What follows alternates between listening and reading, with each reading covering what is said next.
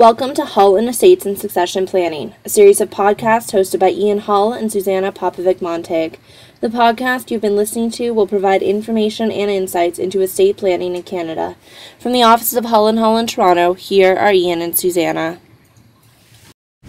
Hi, and welcome to Hull and Estate and Succession Planning. You're listening to episode 151 of our podcast on Tuesday, February 10th, 2009. Hi, Suzana. Hi there, Ian. How are you today? Great, thanks. That's good.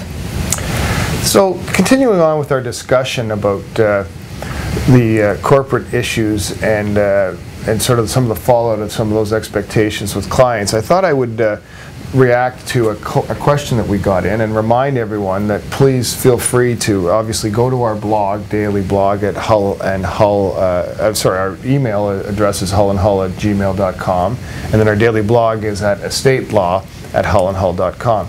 And one of the questions that was sent to us, and I thought it was sort of an interesting starting point to where we've been directing our discussions, is the whole question of really how capacity and one's capacity can impact on efforts to create a decision-making tree. And what I'm getting at there is that our shareholders' agreements that we've talked about and encouraged our clients to develop and work through create a decision-making tree typically.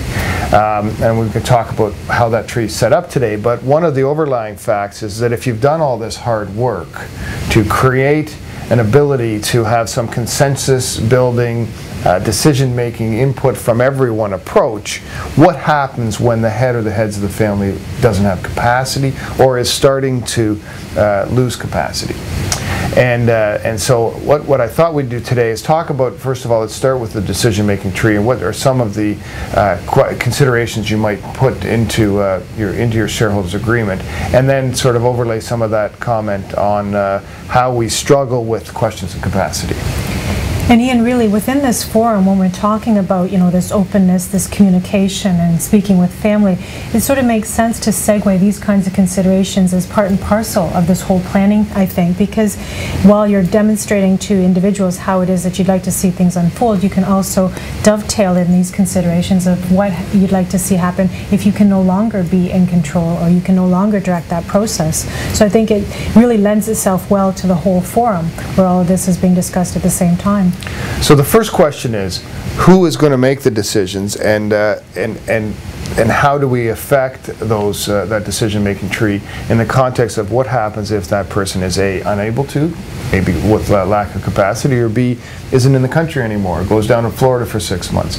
The whole question of decision-making and so forth, and there are different models, and one of the models that that can be effective is the transitional decision-making tree, where you put the president in, one family member is the president for 2 years, and then the board of directors votes in whether or not the president should be removed and replaced by another family member, or you have automatic revolving presidencies in the family holding company or the operating company, that kind of thing, or you allow for some sort of chairman of the board role for the head or the heads of the family, and you allow some superpowers within that role, which is maybe discretion.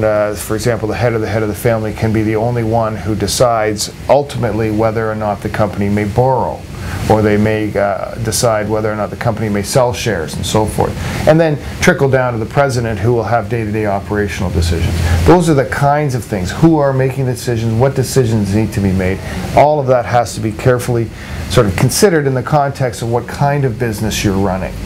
Now, how would powers of attorney or guardianship appointments fall into that model according to the way that you've just described that? Well, I think that's a good question. I mean, and I'm not sure that it would be sensible in a lot of cases to do just the blanket power of attorney. And sometimes a really well-drafted, refined power of attorney is very effective, where you then don't give blanket control away, but you give specific control away.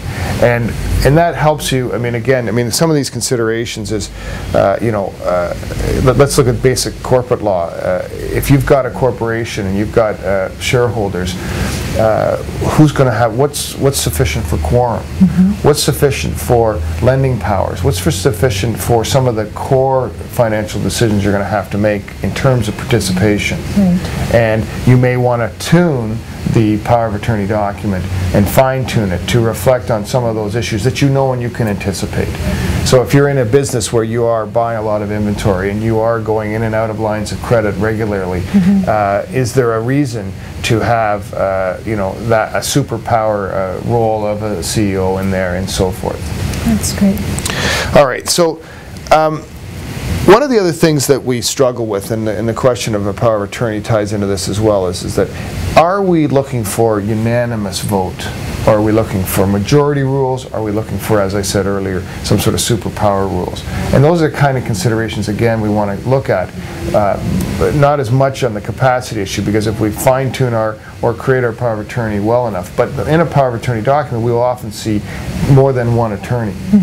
And does that make sense when you may have in your shareholders agreement the requirement for unanimous agreement? Maybe it's unanimous shareholders agreement in terms of voting on certain things, and yet on the power of attorney side you're allowed joint and several decisions, and you might be splitting the decision-making tree inadvertently because you've created a power of attorney document, the head of the family or someone within the shareholder group has become incapable, yet you haven't corresponded it to the shareholders agreement. So careful consideration needs to be given to the nature and effect of your power of attorney and how it will impact on the, not just operations, but how it will impact on the shareholders agreement itself. And that sort of underscores the fact that even though there's so much flexibility that we can build into these documents that are being drafted, the powers of attorney, these shareholders agreements, that nonetheless you want to make sure that they work together well, because that's one of the main purposes of doing it, and to make sure that they can coexist, so to speak, if something were to happen when they have to be called upon. Absolutely. And so one of the other mechanisms to break a deadlock that is, and these are just sort of ideas that it depends on each individual situation, but one suggestion I've seen used effectively is a compulsory mandatory ADR or arbitration clause. And one of the triggers on that could be issue by issue, so that if you have a group, for example, of the family member, you've got parents who are able-bodied and two children, and you provide for a deadlock clause in the power of attorney. So the parents, unfortunately, both lose capacity over as they age, and the children are left with the role as attorneys. You can set up, I've seen very effectively, is that you just set up an arbitration clause issue by issue. So you say, you put in writing that has to be, say there's an issue that needs to be decided, you put it in writing to the other side. So the sister says, look, I want to decide whether or not we're going to go public. And the parents are both incapable, you're both co-attorneys, you've corresponded it to the shareholders agreement, and you say the mechanism is as follows: the person who has an issue or a problem must write to the other person, set out the issue, and within 7 days you have to set up a mechanism or something like that that kicks in an arbitration or mediation process.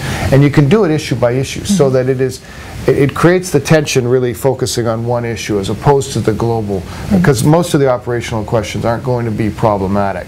But if you can create a sort of a side process with an issue by issue arbitration mediation clause, it can be an effective tool. And also it gives people the threat that clause could be used at any and all times, and therefore we better behave and look for consensus before those clauses are enforced. That's right. So that's just a nice an illustration of how we can use these break the deadlock clauses.